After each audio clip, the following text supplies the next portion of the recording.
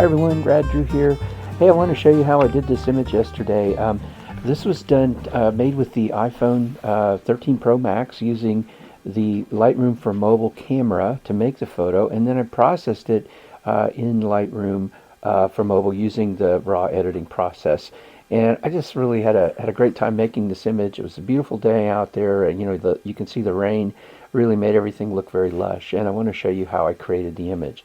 So I'm going to start by just going out here to Lightroom, and again, I made this with the Lightroom camera, so I'm in my Lightroom camera photos, and you can see here's the image over here in the upper row and on the right. I'm going to tap to open it, and this is what the image looked like right out of the camera.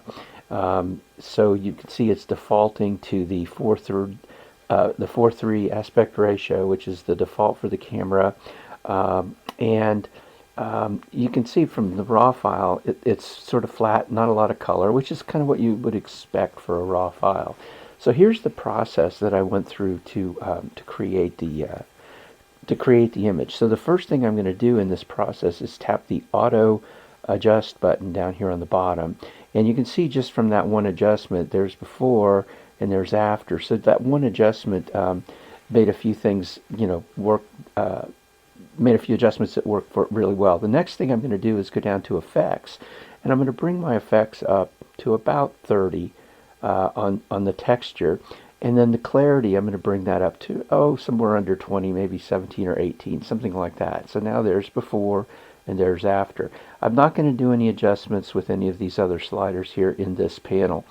Next I'll go to detail, and here's I'm going to use this method that I learned from my friend Jack Davis, where I'm going to bring my sharpening up almost to 100%, the radius also almost to 100%, and then I'm going to drop the detail down, and I'm going to bring the masking all the way up. And I want to show you something on this. If you hold your finger down on the screen up here while you're sliding the slider, watch what happens as I'm, okay, got to be coordinated to do this. Notice how it's showing me where the sharpening is going to occur in the image. So I'm going to bring that up almost to 100%, and it's a little, you don't really need to do that to see, but if you want to, you can. I bring it up to like, I don't know, around 95, almost 100%, and it really does if you zoom in on it, you can see it does a really nice job of sharpening. So the next thing I'm going to do here after details, I'm going to go to optics, and I'm going to tap on both of these. There's really no chromatic aberration here, but as a routine I simply tap that. The enable lens correction I also always use, and if you watch this center area of the image, when I tap that, you'll see a slight shift in the image. It's very subtle, and it occurs when we're using these lenses on our, maybe it didn't shift that time. Well, that's fine. Sometimes with the ultra wide angle lens you will get that a little bit of adjustment there. The next thing I'm going to do here after the optics adjustment is come up to my light and a light adjustment, and you'll notice I have a histogram up here, and if you're not seeing that, if you tap on the little ellipsis, those three dots up here on the right, and come down to view options, if you turn on show info overlays like I have it on here in blue and then go back, you'll see you may see the histogram. If you don't see it, take two fingers and tap on the screen like this, and it will turn it off. Tap 2 again, it'll show you the metadata for the image, and tap 2 again and it brings the histogram back up. But you have to have that little switch turned on first. So using the histogram, I'm going to scroll down here, and I'm going to drop my blacks all the way down until they start to clip over on the left side of the histogram. And then I'm going to do the same with my whites. I'm going to bring them up and until they start to clip just a little bit right around there. Now I might play with this image. I'm going to look down here at some of these areas where they're starting to get a little bit blown out. So what I might do is drop my highlights there a little bit, and I might even come back and drop my whites down a little, and see how I'm getting some of that that white in those May apples to not be over, not be blown out. Um, and let's see, I might give it just a tiny bit of contrast, but that's about all I really need to do there. Um, the next thing I'm going to do here, I kind of don't like this crop. It's a little bit heavy on the bottom for me. So what I'm going to do here is go into my crop tool, and you can see it's 4/3 aspect ratio, but I'm going to tap on that and open this up, and I think I'm going to choose a 3:2 aspect ratio and bring that to where I think that looks a little bit better to me.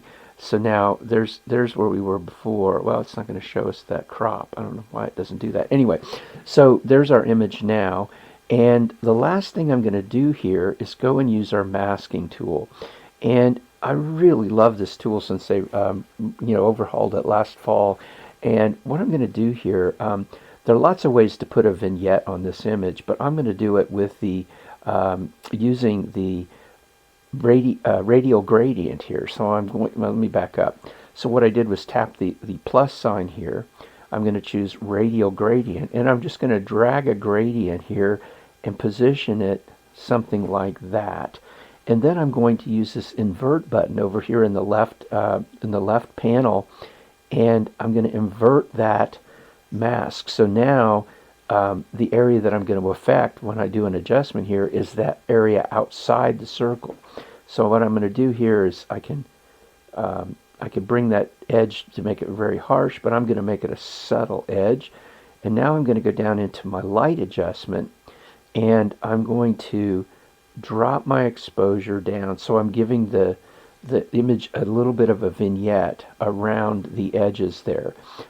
Just a fun way to do that, really easy way to do it. If I wanted, I could also add another radial gradient here, and I could just kind of add that, pop that right in there, and this time I could go in here and raise the exposure in that center area just a tiny bit, and now I've brightened that center area a little bit and given it a little bit of a darker vignette. And that's everything I'm going to do in Lightroom. But then there's one little other feature here of this image that I really like, and so what I'm going to do is, let's see, did I commit to that? Yeah, let me go ahead and commit to that. And now I'm going to save this image out to my camera roll. So up here at the top, you'll see the share icon right here. I'm going to tap on that, and down below, I'm going to choose Export to Camera Roll. Now, if you've not done this, if you haven't done an export here before, you want to go and check your settings over here on the right. Tap on that, and you can determine the file type that you want to save to. I usually do a JPEG or a TIFF. I don't see much point in saving it out as a DNG, or that's the generic RAW file. I don't see much point in that because we've already really gotten the goodness out of that file.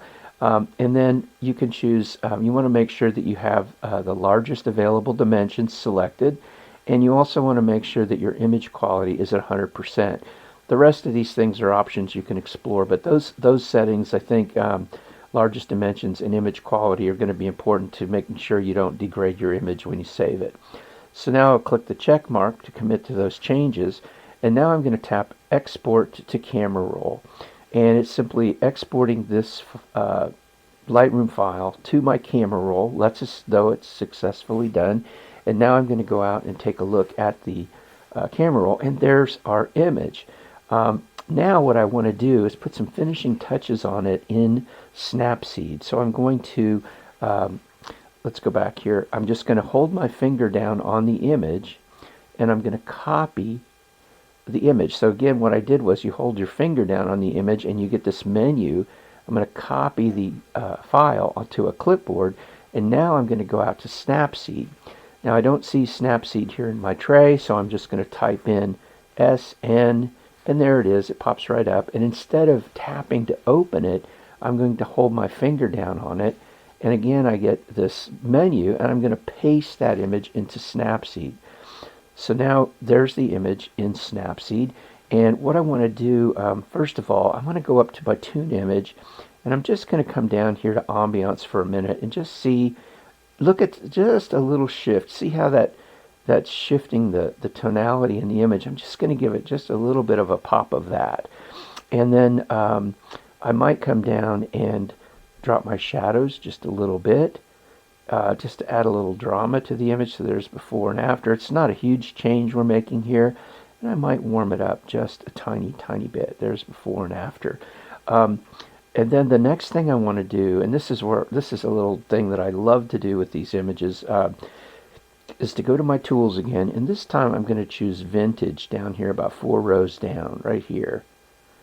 Tap it and open it, and notice what happens. I'm going to use this number 12 over here, but you could go through each of these, and you see the different tonality that comes up as you do. I'm going to go with this number 12, and look at that. There's before and there's after. Now that vignette might be too heavy, so let's go down and drop the vignette down maybe just a little bit, and we might even go up here and brighten the image, and there's before and there's after. So now we've kind of got this vignette in the image, and the path is really highlighted beautifully. So again, there's before and after, and I'll commit to that. And then one last thing that I'm going to do here is go into my tools and choose Glamour Glow. And Glamour Glow is it defaults to one of these several presets here. And the last one I used was the 50% glow. There's before and there's after. That's a little too much glow for me. So what I'm going to do is drop that down to about 50% of that, about 25%. There's before and there's after. It does have a tendency to soften the image a little bit, but that's kind of the idea here. It just gives it a little bit of an ethereal glow. And that's it. I'm going to go ahead and commit to that change. And now I'm going to export this from SnapSeed, and I'll choose Save a Copy. And go out to my camera roll, and there's our image. And I mean, I think that's really beautiful. I just had, great day in the woods and a great photograph to go with it. So that's it. Hope you enjoyed that.